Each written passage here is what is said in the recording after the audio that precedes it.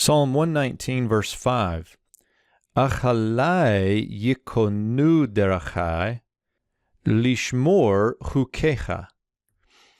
Here at the beginning, we get an odd word. This one over in the margin of the BHS. This word also has a little circle above it in BHS, and in the margin, you get a little lamed with a dot over it, which tells you this occurs once, one time in the Hebrew Bible.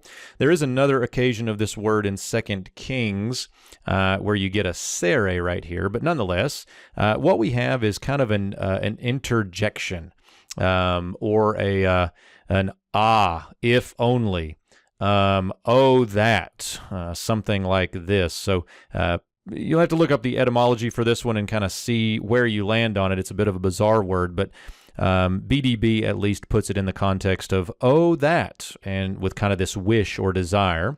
And then we get here, my ways, as the subject, and the verb then is yikonu. Now, this verb is the root kun, and it is a nifal. Now, let's look at this morphology here for just a moment.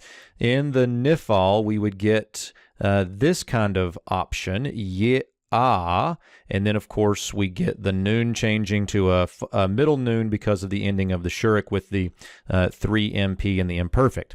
The thing I want you to look at is this a and vav, this a vowel and vav. Now, this helps if you pronounce a vav with classical pronunciation as a wow, because what you get here is a contraction that is ow to o.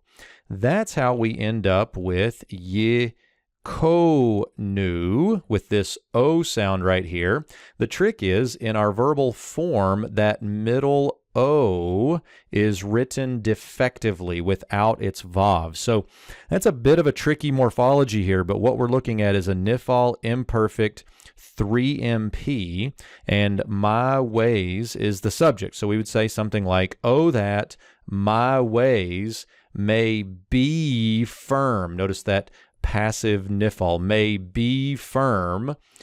To keep, there's our infinitive construct again of the root shamar, to keep your statutes.